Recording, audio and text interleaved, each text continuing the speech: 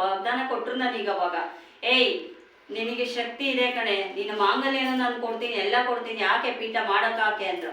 ಹಾಕಿದೆ.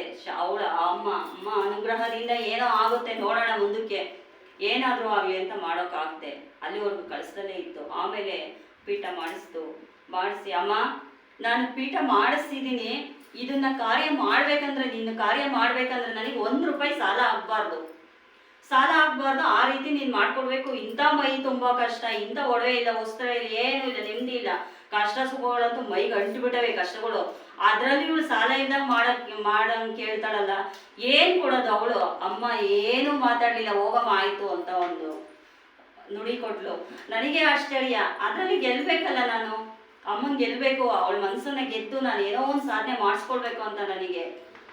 ಆಗ ಅಮ್ಮ ಒಂದು ನುಡಿ ಕೊಟ್ಲು, ಆಯ್ತಮ್ಮ ಹೋಗು ಅಂತ. ಅಲ್ಲಿಗೆ 1 ವರ್ಷಕ್ಕೆ ನನಗೆ ಅಮ್ಮನವರು ತಲೆ ಉರಿ ಬಂತು. ಯಾಕೆ ಉರಿ ಬರ್ತಾಯಿದೆ, ಏನು ತಲೆನೋವು, ಮೈಯಲ್ಲಿ ಎದ್ದೇಳಕ್ಕಾಗದಂಥ ನೋವು, ಸೊಂಟ ನೋವು, ಏನೆಲ್ಲ ನೋವುಗಳು, ಇರಾಬರ ನೋವುಗಳೆಲ್ಲ ಪ್ರಪಂಚದಲ್ಲಿ ಎಷ್ಟು ನೋವಿದಾವೋ ಅಷ್ಟೆಲ್ಲ ನನ್ನ ಮೈಯಲ್ಲೇ ಇದ್ದು. ಅಂಥ ರೋಗಿಷ್ಟಿ ನಾನು. ಇವತ್ತು ಇಲ್ಲಿ ಮಾತಾಡ್ತಿದ್ದೀನಿ ಅಂದರೆ ಆ ರೋಗನೆಲ್ಲ ಗೆದ್ದೆ ಮಾತಾಡ್ತಿರೋದು. ಆಗ ಆಯಿತು ಅಂತ ಮಾಡಿಸ್ತು. ನೀವು ನಂಬ್ತಿರೋ ಇಲ್ವೋ ಗೊತ್ತಿಲ್ಲ, ಅಮ್ಮನವ್ರ ಮೇಲೆ ಅದೆಂಥ ಪವಾಡ ನಡೀತು ಆ ಸಮಯದಲ್ಲಿ ಅಂದರೆ 1 ಲಕ್ಷ ಖರ್ಚಾಯಿತು. ನನ್ನ ಮಾಂಗಲ್ಯನೂ ಬಂತು, ಒಡವೆನೂ ಬಂತು, ಅಮ್ಮನವ್ರ ಕಾರ್ಯನೂ ಮಾಡ್ದು. ಆ ಸಮಯದಲ್ಲಿ ನನ್ನ ಮತ್ತೆ ಪರೀಕ್ಷೆ ಒಡ್ಡಿಳು. ಅಲ್ಲಿ ಯಾರೋ ಒಬ್ರು 5,000 ರೂಪಾಯಿ ತಂದು ಕೊಟ್ಟು ತಗೊಳ್ಳಿ ಇದನ್ನ ಅಂದರು. ಅಮ್ಮನವ್ರಿಗೆ ಹೇಳಿದ್ದೀನಿ ಸಾಲ ಮಾಡ್ದಂಗೆ ಮಾಡಿಸ್ಬೇಕಂತ, ಅವ್ರು 5,000 ಕೊಡ್ತಾ ಇದ್ದಾಳೆ. ಇದು ಪರೀಕ್ಷೆ ಅಂತ ಹೇಳೋದ, ಏನು ಹೇಳೋಣ? ಆಯ್ತು ಅಮ್ಮ ನಿಂದು ಒಂದು ಪರೀಕ್ಷೆ, ಇದು ಬೇಡ ಅನ್ಬಾರ್ದು ಅಂತ 5,000 ರೂಪಾಯಿ ಇಸ್ಕೊಂಡು ಅಮ್ಮನ ಹತ್ರ ಇಟ್ಟೆ. ಇವತ್ತು 5,000 ರೂಪಾಯಿದಿಂದ ನಾನು 5 ಲಕ್ಷ 50 ಲಕ್ಷಕ್ಕೆ ಬಂದಿದ್ದೀನಿ. ಇವತ್ತು ಅಮ್ಮ ಭಾಳ ಇದಾಗಿದೆ.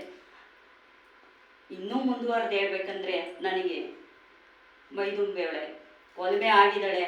ಆ ಒಲಮೆಯಿಂದ ನಾನು ಇಷ್ಟೆಲ್ಲ ಮಾಡ್ತಾ ಇದ್ದೀನಿ. ಇವತ್ತು ದೇವಸ್ಥಾನ ಕಟ್ತಾ ಇದ್ದೀನಿ. ಅಷ್ಟೆಲ್ಲ ನಿರ್ಗತಿಗಳಾದಾಗ ಇವತ್ತು ನಾನು ನಮ್ಮ ಅಮ್ಮನಿಂದ ಭಾಳ ಬದುಕಿದ್ದೀನಿ. ನನ್ನ ಮಗನೂ ಇಂಜಿನಿಯರ್ ಮಾಡಿದ್ದಾನೆ, ನನ್ನ ಗಂಡನೂ ಒಳ್ಳೆಯವರಾದರು, ನನ್ನ ತಾಯಿ ತಂದೆ ನೆಮ್ಮದಿಯಾಗಿದ್ದಾಳೆ, ನನಗೆ ಇವರ ತಮ್ಮ ಎಲ್ಲರೂ ನೆಮ್ಮದಿಯಾಗಿದ್ದೀವಿ. ನಮ್ಮ ಕುಟುಂಬ ಎಲ್ಲ ನೆಮ್ಮದಿಯಾಗಿದೆ. ಆ ನೆಮ್ಮದಿಯಾಗಿರೋ ಕಾರಣ ಏನು ಅಂದರೆ ನಮ್ಮ ಅಮ್ಮನ ಪವಾಡ, ನಾವು ಪಟ್ಟಂಥ ಕಷ್ಟ, ಅವಳು ಅನುಗ್ರಹಿಸಿಳು. ನಾವಿವತ್ತು ಚೆನ್ನಾಗಿದ್ದೀವಿ, ದೇವಸ್ಥಾನ ಕಟ್ಟಿಸ್ತಾ ಇದ್ದೀವಿ.